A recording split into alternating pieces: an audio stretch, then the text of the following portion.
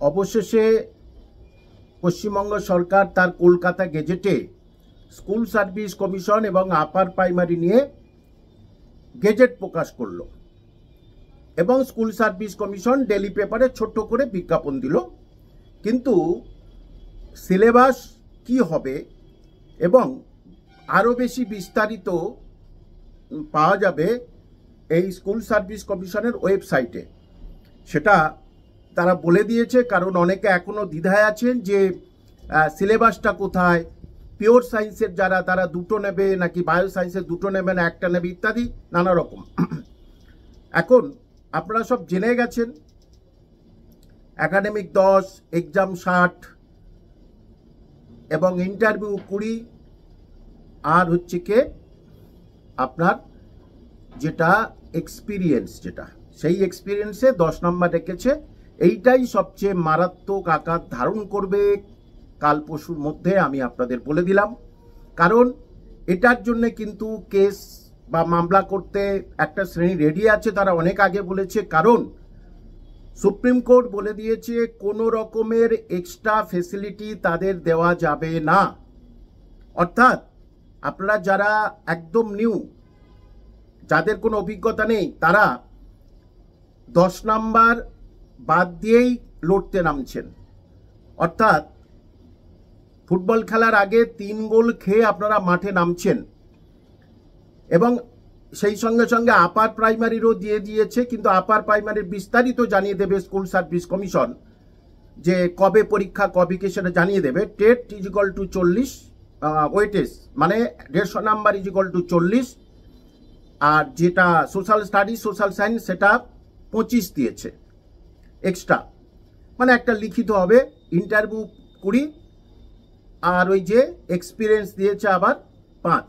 অনেকে ভাবতে পারেন শারীরশিক্ষা কর্মশিক্ষার উপরে কেন নেই, কারণ শারীরশিক্ষা কর্মশিক্ষার কেস চলছে হাইকোর্টে, সেই জন্য কিন্তু শারীরশিক্ষা কর্মশিক্ষা নেই।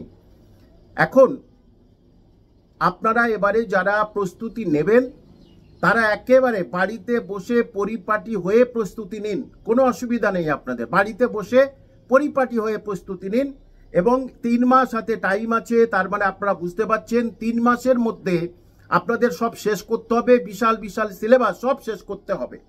তাই এই কটা দিন পড়াশোনাটাকে নিজের জীবনের সঙ্গে মিশিয়ে দিন, দেখবেন সফলতা আসবে। কারণ বহুদিন পরে এটা আসছে, অনেকে পড়াশোনার মধ্যে নেই একেবারে।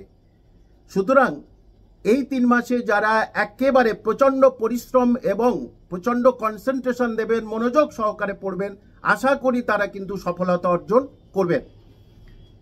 যাই হোক না কেন, কেস হোক আর যাই হোক, কিন্তু সুপ্রিম কোর্টের অর্ডার, পরীক্ষা কিন্তু নিতেই হবে।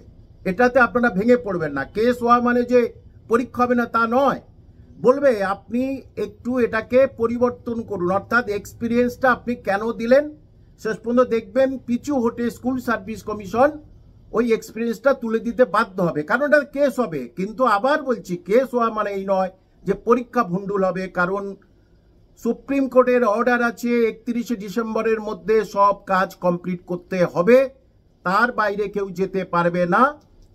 সুতরাং আপনাদের অনেক দিন পরে সুখবর, ভেঙে না পড়ে, কোনো নিন্দুকদের কথা না শুনে, আমি বারবার আপনাদের বলেছিলাম না যে কারোর কথা শুনবেন না। আপনারা শুনেছিলেন যে শুধু SLST 2016 ওদের হবে, নতুন কারোর হবে না, তোমরা বৃথা পরিশ্রম করো না, পড়াশোনা করো না।